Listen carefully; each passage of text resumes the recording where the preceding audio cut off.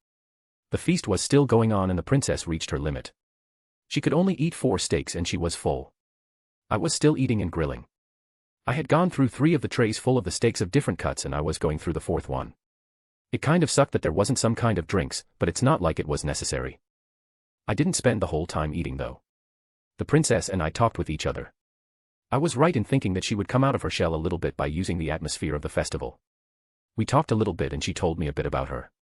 She was raised in a very sheltered way as I already knew before.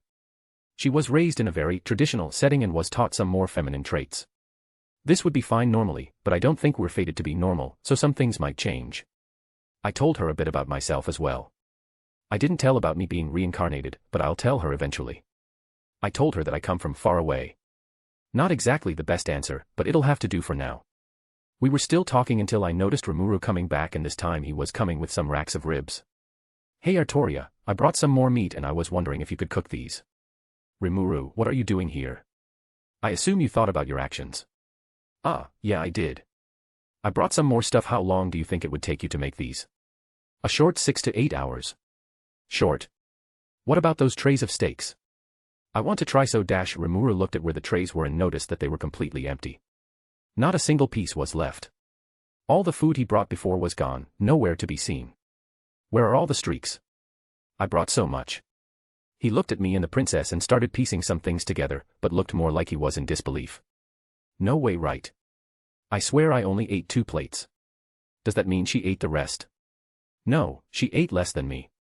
She got full fast. So where did the everything else go? Who knows, Rimuru? I certainly don't. Maybe some ghost or spirit ate everything when I wasn't looking. You know what? I'm not going to question it further. I feel like it would lead me nowhere. Rimuru set down the ribs on the empty tray and sat back down with us. Do you really need like 6 hours to cook those? It can be done in less, but the good ones are cooked for that long, at least in my opinion.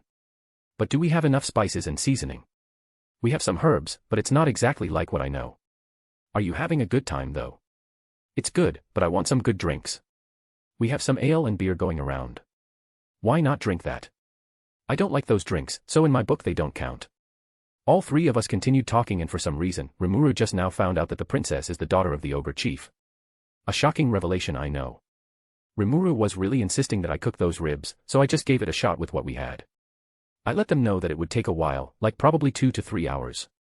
We were just talking and then Gobta and some of his friends came over. It's about time more people showed up. I was wondering why it was so empty when there were a lot of people here. Gobta saw us 3 and noticed all the food that was being grilled. Wow, Rimuru, eating all that food will probably make your boobs grow as big as Arttoria's. Everyone froze at what he said. His friends made the very wise decision to get as far away as they could from here.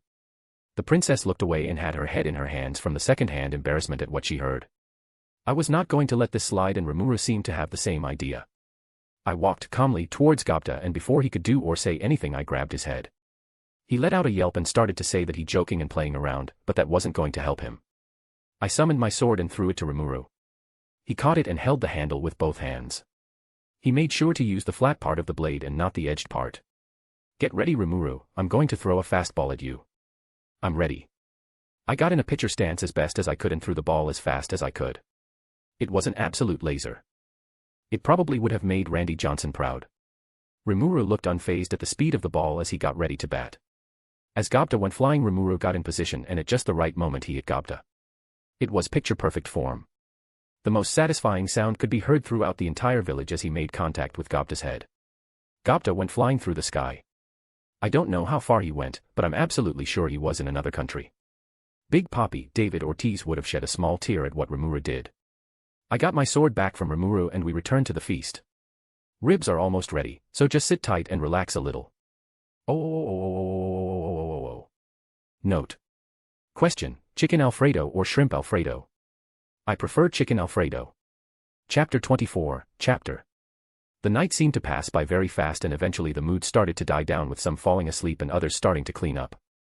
I was still feeling fine, but after so much food, I decided just to sleep the rest of the night away. I don't know when I woke up, but I do know that I feel very comfortable right now. I felt like I was leaning on something. I opened my eyes and saw that I somehow fell asleep while sitting down, which isn't unusual for me since I've done something like that before. I was still at the fire from last night, but it already died down. I lifted my head and felt something hit my shoulder. I looked to my right and saw a head of soft and pink hair. And then I finally realized what I was feeling before. I see. The question now is, how many people saw us, and how many people know already? The answer to the first part is most likely Aramuru and some goblins and ogres. As for how many people already know, well, it's safe to assume the whole village already knows. Something like this spreads like wildfire. Hold on, let me check something. I focus my senses and I feel some very focused gazes on me and the princess. I looked at where I felt the gazes coming from and I saw some bushes that had some spots of red, pink, and blue. They are not doing as good a job as they think they are. Also, how long have they been there? It would be kind of creepy if they stayed there the whole night or something. I looked at the princess sleeping on my shoulder and tried to wake her up. Princess. Princess.